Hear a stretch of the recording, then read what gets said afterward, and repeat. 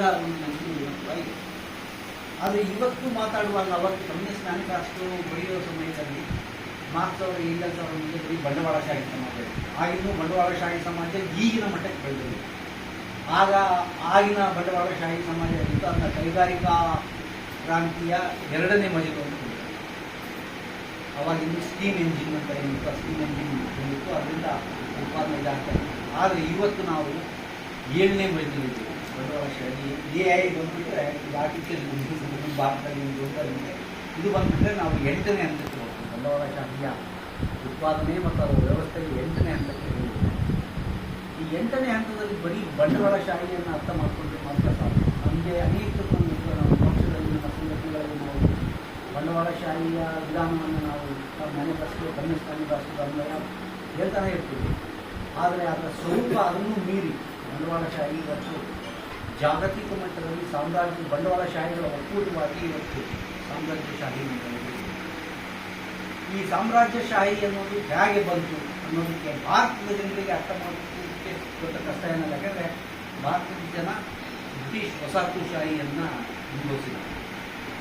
British ವಸಾಹತುಶಾಹಿ ಭಾರತಕ್ಕೆ ಯಾಕೆ ಬಂತು ಅನ್ನೋದನ್ನು ನಮ್ಮ ಪಠ್ಯ ಪುಸ್ತಕಗಳಿಂದಲೂ ನಾವು ಒಂದಷ್ಟು ಕಲ್ತ್ಕೊಂಡಿದ್ದೇವೆ. ಆದರೆ ಬಹಳ ಮುಖ್ಯವಾಗಿ ಅದು ಬಹಳ ಸರಳವಾಗಿದೆ. ಬ್ರಿಟಿಷ್ ವಸಾಹತುಶಾಹಿ ಭಾರತಕ್ಕೆ ಬಂದದ್ದು ಇದೇ ಈ ಬಂಡವಾಳಶಾಹಿ ಬೆಳೀತಿದ್ದಂಥ ಹೊತ್ತಲ್ಲಿ ಅವರಿಗೆ ಉತ್ಪಾದನೆಯನ್ನು ಹೆಚ್ಚು ಸರಕುಗಳನ್ನು ಉತ್ಪಾದನೆ ಮಾಡಿ ಕಡಿಮೆ ಬೆಲೆಯಲ್ಲಿ ಉತ್ಪಾದನೆ ಮಾಡಿ ಮಾರಾಟ ಮಾಡಿ ಹೆಚ್ಚಿನ ಲಾಭವನ್ನು ಆ ಮೂಲಕ ಬಂಡವಾಳದ ಸಂಘವನ್ನು ಆ ಮೂಲಕ ಆಸ್ತಿ ಶೇಖರಣೆಯನ್ನು ಮಾಡಿಕೊಳ್ತಾರೆ.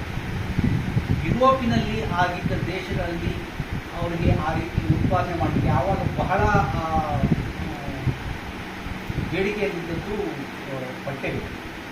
ಬಟ್ಟೆಗಳು ಮತ್ತು ಮಷೀನ್ಗಳು. ಅವುಗಳನ್ನು ಉತ್ಪಾದನೆ ಮಾಡಲಿಕ್ಕೆ ಅವರಿಗೆ ಬೇಕಿದ್ದಿದ್ದು ಹತ್ತಿ, ಕಲ್ಲಿದ್ದಲು ಮತ್ತು ಉಕ್ಕಿನ ಗಣಿಗಳು.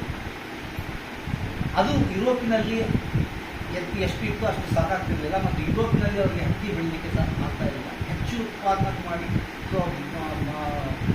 ಬ್ರಿಟನ್ಗೆ ಏನಿತ್ತು ಅಂತಂದರೆ ಹೆಚ್ಚು ಹತ್ತಿ ಗಿರಣಿಗಳನ್ನು ಸ್ಥಾಪಿಸಿ ಬಟ್ಟೆಯನ್ನು ಉತ್ಪಾದನೆ ಜಗತ್ತಿನಾದ್ಯಂತ ಬಟ್ಟೆ ಉತ್ಪಾದನೆ ಮತ್ತು ಮಾರಾಟದ ಒಂದು ಏಕಸ್ವಾಮ್ಯವನ್ನು ಮನೋಪಾಲಿಯನ್ನು ತಾನು ಪಡ್ಕೊಳ್ಬೇಕು. ಆ ಮೂಲಕ ಜಗತ್ತಿನ ಅತ್ಯಂತ ಶಕ್ತಿಶಾಲಿ ಶ್ರೀಮಂತ ರಾಷ್ಟ್ರವಾಗಬೇಕು.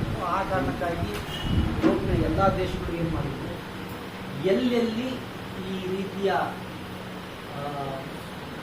ಈ ರಾ ಮೆಟೀರಿಯಲ್ ಅಂತ ಹೇಳಿದ್ರೆ ಮೂಲ ಸರಕುಗಳು ಇರ್ತವೋ ಆ ದೇಶಗಳಲ್ಲಿ ವ್ಯಾಪಾರಕ್ಕೆ ಅಂತ ಹೋಗಿ ಅಲ್ಲಿ ತಮ್ಮ ಮಿಲಿಟರಿಯ ಬಂದ ಮೂಲಕ ಆ ಇಡೀ ಸಂಪತ್ತನ್ನು ಮೇಲೆ ಅಧಿಪತ್ಯ ಸ್ಥಾಪಿಸಿಕೊಂಡು ಆ ಸಂಪತ್ತನ್ನು ತನ್ನ ದೇಶಕ್ಕೆ ಲೂಟಿ ಮಾಡಿ, ಅದು ಲೂಟಿ ಅಂತಲೇ ಕರೆಯೋದು, ಅದನ್ನು ಲೂಟಿ ಮಾಡಿ ತಮ್ಮ ದೇಶಕ್ಕೆ ಸಾಗಿಸಿ ಅಲ್ಲಿ ಉತ್ಪಾದನೆ ಮಾಡಿ ಅಲ್ಲಿಂದ ಬಂಡವಾಳವನ್ನು ಶೇಖರಣೆ ಮಾಡಿದ್ರು. ಅದಕ್ಕೆ ದೊಡ್ಡ ಹೇಗೆ ಶೇಖರಣೆ ಮಾಡಿದ್ರು ಅಂತ ದೊಡ್ಡ ಗ್ರಂಥಗಳಲ್ಲಿ ಅದಕ್ಕೆ ಹೋಗಿಲ್ಲ.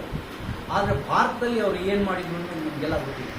ಭಾರತದಲ್ಲಿ ಮೊದಲ ಬಾರಿಗೆ ನಮ್ಮ ಕೃಷಿ, ನಮ್ಮ ಬದುಕಿಗೆ ಬೇಕಾದ ಆಹಾರಗಳನ್ನು ಬೆಳೀಲಿಕ್ಕೆ, ಉತ್ಪನ್ನಗಳನ್ನು ಬೆಳೀಲಿಕ್ಕೆ, ಕೃಷಿಗಳನ್ನು ಬ್ರಿಟಿಷರು ಬಂದು ನಮ್ಮ ದೇಶಿ ರಾಜರ ಸಖ್ಯದಲ್ಲಿ ಮತ್ತು ಜಮೀನ್ದಾರರ ಸಖ್ಯದಲ್ಲಿ ರೈತರಿಂದ